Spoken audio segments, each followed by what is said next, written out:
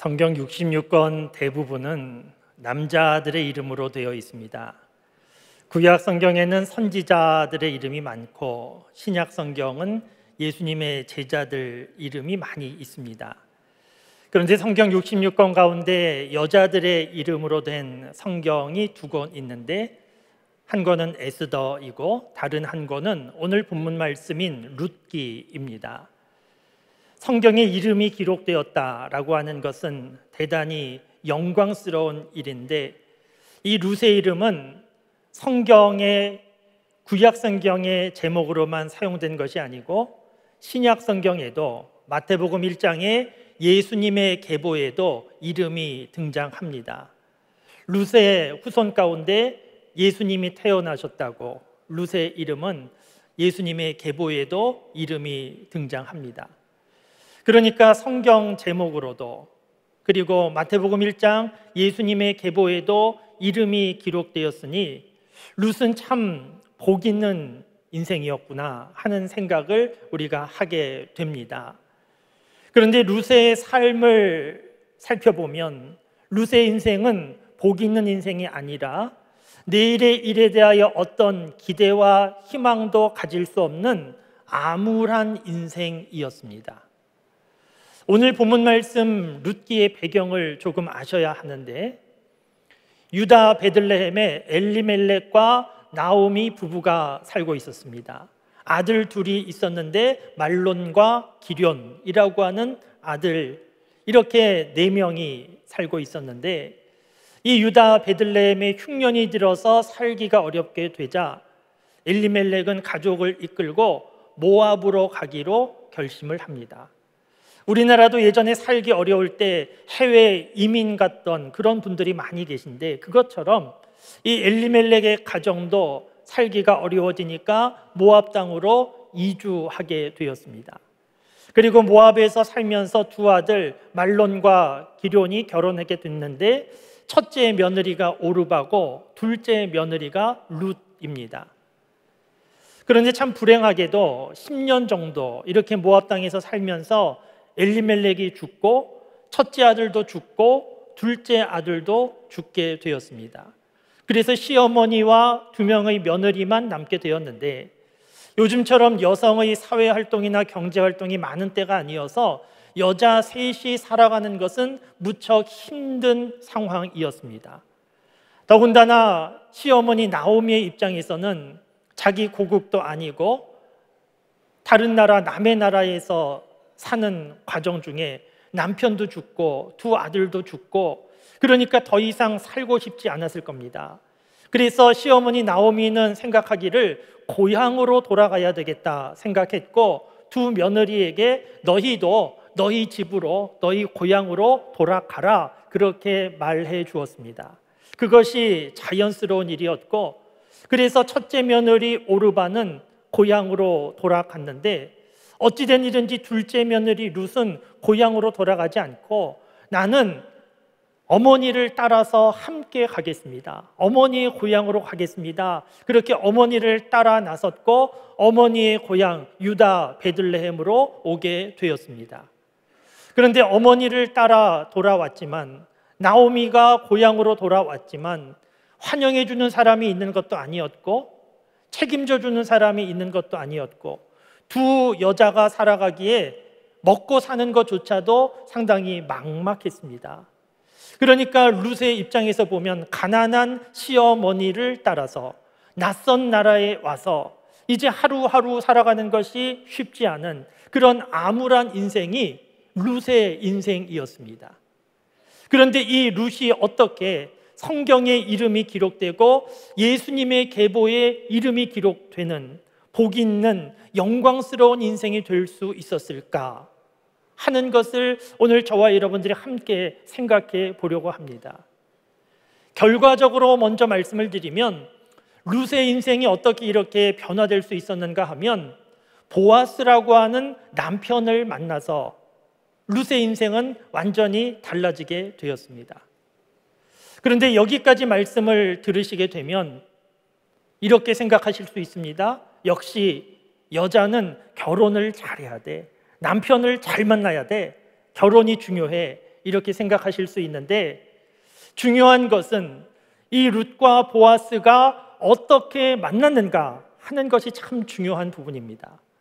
오늘 본문 말씀 3절과 4절에 보면 이 룻과 보아스가 만나게 되는 과정이 기록되어 있는데, 눈에 띄는 단어가 있습니다. 3절 말씀에 보면 우연히라고 하는 단어가 눈에 띕니다. 룻은 시어머니와 둘이 살아가는 동안에 먹고 사는 것이 막막하니까 곡식 수확하고 떨어진 이삭 줍는 사람들 따라서 나도 이삭을 좀 주어야 되겠다, 그런 생각을 가지고 따라 나서게 됩니다. 룻이 선택할 수 있는 게 아닙니다. 곡식 주우러 다니는 사람들 틈에 껴서 쫓아갔을 뿐인데, 어느 날 그 곡식 주우러 간 사람들이 보아스의 밭에 이르렀다는 겁니다. 그러니까 룻이 보아스 밭에 가서 보아스 만나야지, 이런 생각이 있었던 것이 아니었고, 아무 생각도 없고 그저 곡식을 줍는 그런 일을 위하여 움직이다 보니 오늘 말씀에 보면 우연히 보아스의 밭에 가게 됐다는 겁니다. 그래서 이 보아스 밭에서 보아스를 만나게 되는데, 그런데 룻이 보아스 밭에 갔다고 해서 보아스를 만날 수 있는 것은 아니지 않습니까? 만나기로 약속한 것도 아니고, 보아스가 항상 그 밭에 있는 것도 아니고, 그런데 어떻게 만나게 되었는가? 4절 말씀에 보면 또 눈에 띄는 단어가 있는데, 마침이라는 단어가 있습니다. 보아스도 룻이 오는 줄 몰랐습니다.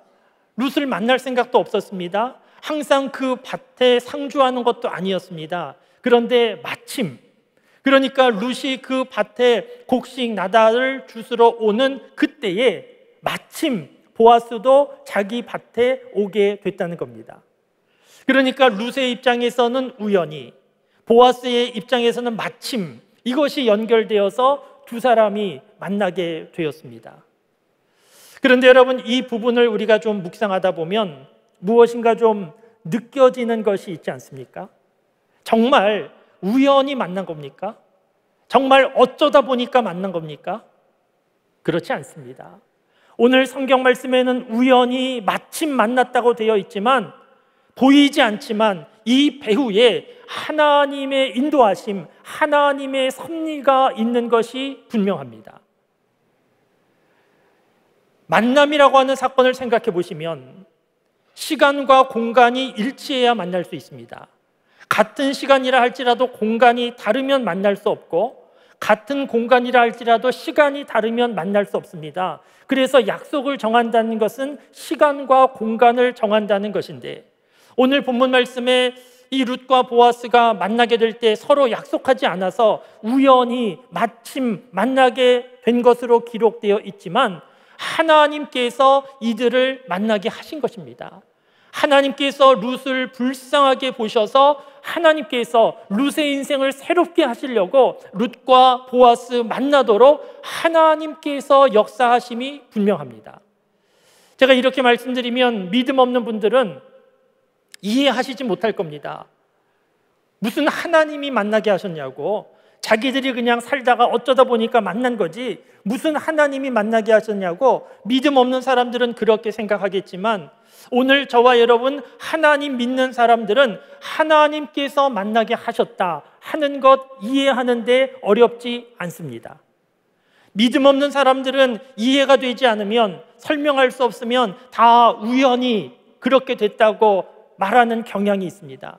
우리가 살고 있는 세상도 다 설명할 수 없으니까 무생물들이, 어떤 무기질들이 서로 우연히 연결되어서 결합해서 생명체가 되었다고, 이런 말도 안 되는 이야기를 하고 그것을 과학이라고 말하고 있는데, 우리가 살고 있는 세상 우연히 만들어진 것이 아니고 하나님이 창조하신 세상입니다. 하나님께서 분명한 계획과 의도를 가지시고 창조하시고 지금까지도 하나님께서 운영하시는 세상 속에 오늘 저와 여러분들이 살아가고 있습니다. 그렇기 때문에 오늘 룻과 보아스가 만난 이 장면도 생각해 보시면, 이것은 어쩌다가 그렇게 만난 것이 아니고 하나님께서 우연처럼 그리고 시기적절하게 마침 역사하셔서 두 사람을 만나게 하신 것이 분명합니다. 저와 여러분 인생을 돌아보아도 알 수 있습니다. 저는 지금 목사가 되었고, 특별히 장석교회 담임 목사가 되어서 오늘도 단에서 이렇게 말씀을 전하고 있는데, 이것은 제가 생각하고 계획하고 노력한 결과가 아닙니다. 제 인생을 돌아보면 우연과 같은 여러 사건들이 서로 연결되고, 시기적절하게 마침 그 사건들이 연결되어서 오늘 제가 이 자리에서 이렇게 말씀을 전하고 있는데, 다른 분들은 모르지만 저는 알고 있습니다. 이 모든 일들이 어쩌다 보니까 이렇게 된 것이 아니고 하나님의 섭리구나, 하나님의 인도하심이구나 하는 것을 저는 분명히 알고 있습니다. 여러분들도 마찬가지지 않습니까? 오늘 믿음의 사람이 되어서 이렇게 예배드리고 있는데, 그 누가 태어날 때부터 나는 예수님 믿어야지 그런 생각과 계획을 가지고 하나님을 찾아 나서서 만난 사람이 누가 있습니까? 인생을 살아가는 과정 중에 우연처럼 다가온 여러 사건들을 통하여서 하나님께서 시기적절하게 마침 역사하셔서 예수님 믿는 사람으로 만들어 주셔서 오늘 이렇게 예배의 자리에 있는 것이지 않습니까? 지나온 우리의 삶을, 인생도 돌아보면 우연처럼 어떤 일을 만나고, 우연처럼 어떤 사람을 만나고, 우연처럼 보고 듣고, 그 결과가 오늘 저와 여러분 이 자리에 있는 모습이지 않습니까? 그러니까 내가 생각하고 계획한 대로 되는 그런 인생이 아니었고, 내가 수고하고 노력한 부분도 있지만 무엇보다 하나님께서 우연처럼 역사하시고 시기적절하게 마침 또 역사하셔서 그 하나님의 섭리 가운데 우리가 지금까지 살아온 것이 분명합니다. 여러분, 이런 믿음을 갖게 되면 우리에게 소망이 생기는데, 지금까지도 하나님의 섭리, 역사하심, 인도하심 속에서 살아왔는데 오늘도 앞으로도 그렇게 될 것이라는 믿음과 소망을 갖게 됩니다. 지금 우리 시대에 살고 있는 많은 사람들이 내일의 일에 대하여서 걱정을 너무 많이 하다가 오늘 본문 말씀의 룻처럼 내일에 대한 기대와 희망 없이 암울하게 하루하루 살아가는 사람들이 얼마나 많이 있는지 모릅니다. 특별히 청년들, 참 안타깝습니다. 청년들 오늘 삶의 모습이 별로 그렇게 스스로도 좋아 보이는 모습이 아니고, 내일도 나아질 가능성도 별로 없고, 그래서 오늘처럼 이렇게 살다가는 내일도 힘들겠다, 내 인생은 계속 어려워지겠다 이렇게 생각하고, 세상에 대해서 부정적으로, 비판적으로, 비관적으로 그렇게 인생을 살아가는 청년들이 얼마나 많이 있는지 모릅니다. 그런데 여러분, 오늘 내가 본 그대로 내일도 계속 그대로 이루어지는 세상이 아니고, 하나님께서 우연처럼 역사하시고 하나님께서 시기적절하게 하나님의 뜻대로 이끌어 가시는 세상이기에 저와 여러분들에게 소망이 있는 것입니다. 그렇기 때문에 오늘 내 삶이 오늘 본문 말씀의 룻처럼 가난한 시어머니를 쫓아와서 당장 먹고 살 일 막막한, 내일의 일에 대한 어떤 기대가 없는 상황이라 할지라도 하나님께서 룻의 인생을 변화시킨 이 말씀을 보면서 하나님께서 변화시킬 수 있다, 하나님께서 새롭게 하실 수 있다, 이런 소망을 가지실 수 있기를 바랍니다. 어떤 상황이 있다 할지라도 오늘 이 모습 이대로 내일도 계속 이렇게 되고 내 인생은 계속 끝까지 이렇게 된다, 그렇게 생각하지 말고, 우리가 사는 세상, 사람의 생각과 계획대로만 되는 세상이 아니고 하나님께서 보이지 않는 손길로 우연처럼 역사하시고 시기적절하게 필요한 때에 따라서 역사하시는 하나님의 섭리 역사 속에 되는 세상임을 알아 어떤 상황이 있든지 낙심하지 말고, 절망하지 말고, 포기하지 말고 하나님 믿는 믿음으로 소망 중에 사실 수 있기를 바랍니다. 여러분, 오늘 본문 말씀 속에서 하나님께서 룻을 불쌍히 여기시고 도우시고 인생을 새롭게 하셨는데, 우리가 본문 말씀 룻의 모습을 보면서 배워야 할 점도 있습니다. 두 가지 생각해 볼 수 있는데, 우선 룻에게 있었던 믿음 안에 살아가려고 하는 자세, 이 모습을 저와 여러분들이 배워야 합니다. 성경 말씀 가지고 넌센스 퀴즈 내는 일들이 있는데, 시어머니들이 가장 좋아하는 성경 말씀은 어디입니까? 이런 문제를 내면 답은 룻기입니다. 오늘 말씀 우리가 보아서 안 대로 룻은 혼자 된 시어머니, 혼자 가시라고 하지 않고 굳이 자기 나라도 아닌데 이 유다 베들레헴까지 쫓아와서 시어머니를 모시고 있으니까 룻의 효성은 참 대단합니다. 그런데 이 룻이 시어머니를 따라온 이유가 효성이 극진하기 때문에 이렇게 설명하기는 좀 설득력이 약합니다. 우리가 성경 말씀을 통하여 룻은 왜 시어머니를 따라왔을까? 중요한 이유를 알 수 있는데, 우리가 읽지는 않았지만 오늘 룻기 1장 16절 말씀에 보면 이런 내용이 있습니다. 이 시어머니 나오미가 두 며느리에게 너희 고향으로 돌아가라 이렇게 말할 때 룻이 시어머니 나오미에게 뭐라고 했는가 하면, 어머니 나로 하여금 어머님을 떠나라고, 따르지 말고 돌아가라고 그렇게 강권하지 마십시오. 어머니 가시는 곳에 나도 가고 어머니가 머무시는 곳에 나도 머물겠습니다, 이렇게 말했습니다. 그런데 그 다음 말이 중요합니다. 어머니의 백성이 내 백성이 되고 어머니의 하나님이 내 하나님이 될 것입니다, 이렇게 말했습니다. 그러니까 룻은 믿음의 고백을 한 겁니다. 어머님 믿는 하나님 나도 믿고 살겠습니다. 아마도 시어머니 이 나오미를 통하여 하나님을 알게 됐고 믿게 된 것 같습니다. 그래서 이제는 이 모압 땅에서 살지 않고 어머님 따라가서 나도 하나님 믿고 살겠습니다, 이 믿음의 결단으로 시어머니를 따라 나선 것인데, 하나님께서 이 모습을 귀하게 보셨을 겁니다. 사랑하는 성도 여러분, 삶을 살아가는 동안에 이러저러한 어렵고 힘든 일들이 많이 있지만 믿음의 길에서 이탈하지 말고 믿음의 길 하루하루 묵묵히 걸어가는 신앙의 삶을 살아가실 수 있기를 바랍니다. 하나님은 믿음의 길을 걸어가는 사람들을 주목하여 보시고 하나님께서 믿음의 사람들을 지키시고 도우신다 하는 것을 분명히 믿으시고, 어떤 상황이 있든지 묵묵히 믿음의 길을 걸어가는 저와 여러분들이 될 수 있기를 바랍니다. 오늘 본문 말씀 룻의 모습을 통하여 우리가 한 가지 또 배울 수 있는 중요한 내용이 있는데, 그것은 룻이 보여준 성실한 삶의 모습입니다. 오늘 본문 말씀에 보아스가 종에게 묻습니다. 내 밭에서 일하고 있는데 저기 좀 처음 보는 여종이 있다. 저 여종은 어떻게 일하더냐? 이렇게 묻는 내용이 5절에 있습니다. 이 물음에 대하여 종이 7절에서 대답을 하는데, 이 대답하는 순간이 참 중요한 순간입니다. 교회에서 교육자를 청빙하는 일이 있고 일반 직장에서 직원을 채용하는 일이 있는데, 이 채용 과정에서 참 중요한 단계가 서류상에는 없지만 평판조회, 이런 것이 참 중요합니다. 그 사람 어떤 사람인지 주변의 사람들한테 물어보는 겁니다.